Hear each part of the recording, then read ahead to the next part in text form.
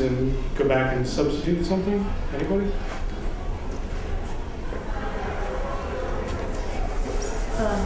Well, I would say this is where the thumbnails are really important. I just try to kind of have the major issues hammered out before I'm going to finals, so that I'd much rather change something before I commit it to the final and have to kind of mess around with it on the computer than beforehand. So, you know, I will revise as I'm doing the final work, and it really varies for me.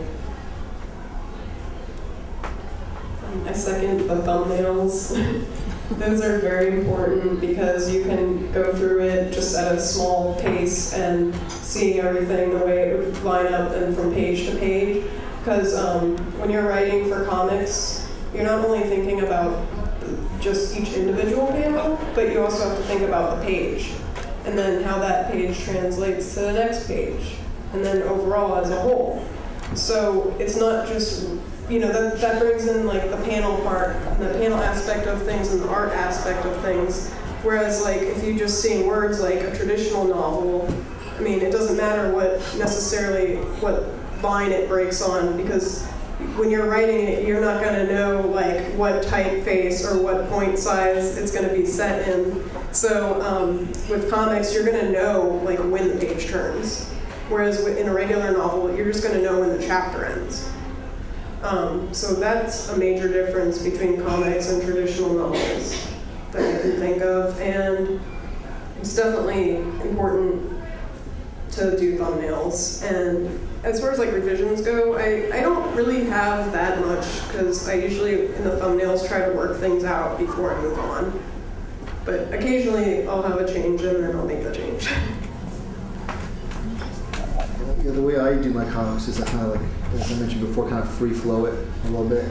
And so when I'm finished with it, I'll go back and I'll look at some pages that maybe need some clarifications. The benefit of kind of serializing a graphic novel, you know, every 20 issues maybe publishing as a mini comic, is you kind of get it out there to promote your stuff. And also you get some feedback. You know, I got some valuable feedback in terms of, you know, shock, some parts that, you know, some people told me that, oh, this is kind of a little confusing here, what's going on? You know, so that tells me, look, I have to go back and I have to make it a lot more clear what I'm trying to convey here. And especially if you're working with a publisher, you know, publishers rarely going to say, hey, this is great, let's just go to the print, you know, right now. You know, they're going to have some adjustments to make as well. And you know, and I value editors because I think they're just great to have, because they see the story from a different perspective. Sometimes you might be too close to something and you might not see the things that need clarification or fixing, and you know, an editor does that for you. A couple of examples I know of. Marisa Atricella Marchetto did a story called Cancer Vixen about discovering she had breast cancer. And it started out as a 8-page story in a magazine, Glamour, I think it was. And it turned out to be about a 160-page graphic novel.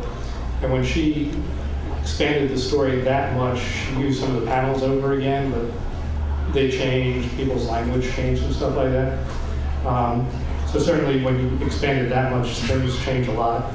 Going in the other direction, there's a cartoonist named Doug Bratton who does a comic panel, whose name is escaping me at the moment, but he was told by Andrews McNeil, who's one of the big publishers of comic collections, that collections aren't selling right now.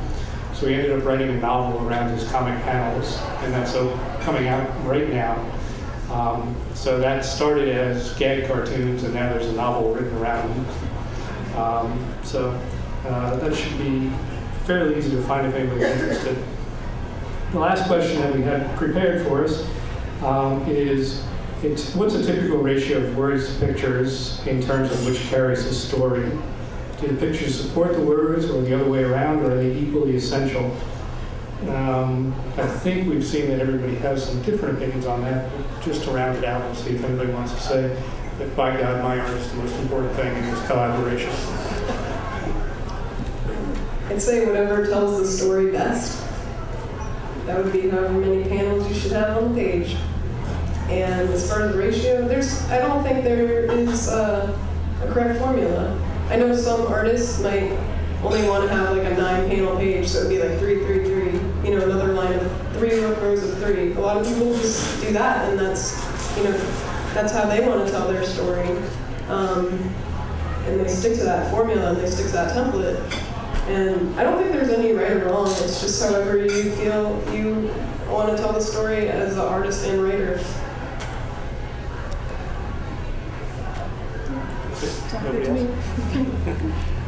To learn how to be sequential artists, I don't think most of them regret it.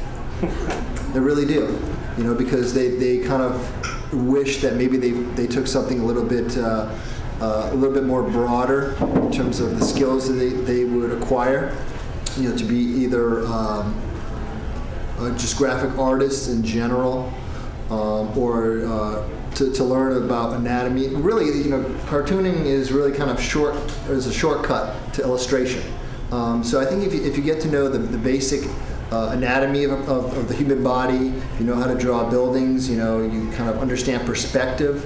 I think what's more valuable is just having a very good, broad, general art background.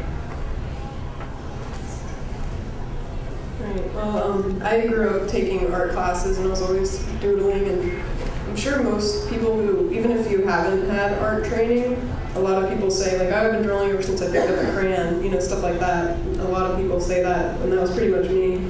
And so my parents always supported that, and they took me to art classes like in elementary school, so I always had like a little bit of art classes. And then finally when it came time to pick a college and achieve to a higher level of education at that time, I definitely like knew I wanted to do art, but at that point I didn't know exactly where I should go. I knew I had the illustration background, kind of like Molly was talking about, you want to get in on, you know, illustration and drawing, but then I made a decision to actually major in communication design, and I work as an art director and graphic designer.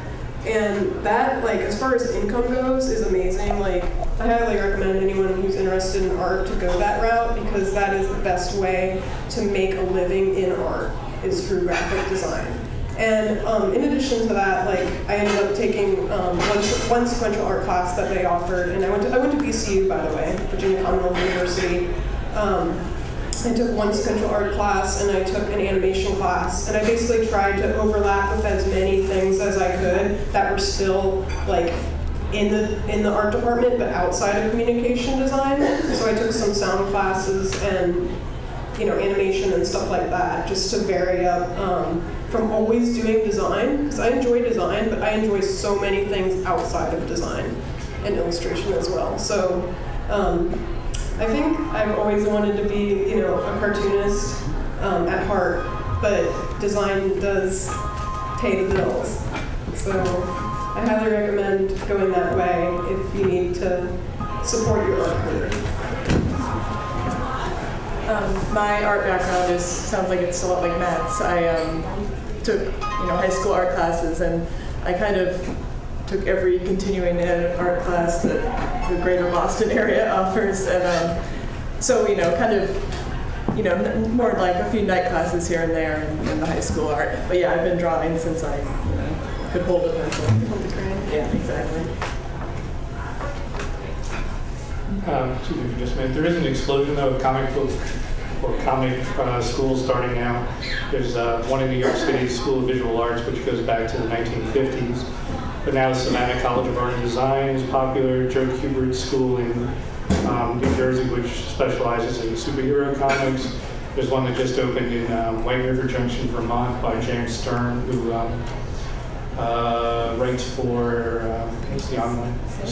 Slate, writes for Slate? Yeah, okay. So there's various programs that are specializing now, and we'll see how many overqualified cartoonists they start turning out. And we have a question in front now. One of the things I love about graphic novels is that they're storytelling, and our culture has been damaged by a lot of false stories, and so we're rediscovering storytelling as an art form. So I wanted to ask you all, as storytellers, why do you tell stories, and what are some of the themes that you find yourselves going to and relying on when you're telling them? Well, far as themes, I'm not really a crazy environmentalist, but for some reason I'm kind of drawn more to ecological stories, and I like just telling stories about environment and interaction between humans and animals and the environment. In terms of the storytelling per se, the Trickster book is actually, all the stories are written by Native American storytellers, specifically for the book. So I enjoyed that challenge because these are people who have a very rich oral storytelling tradition, not accustomed to writing for comics. So I think they found it as a kind of a challenge to write the story and for illustrators to adapt the story into a comic book format. You know, a lot of the stories they tell are not linear stories, so that has a challenge in itself. Personally, I like stories that are challenging to tell. So.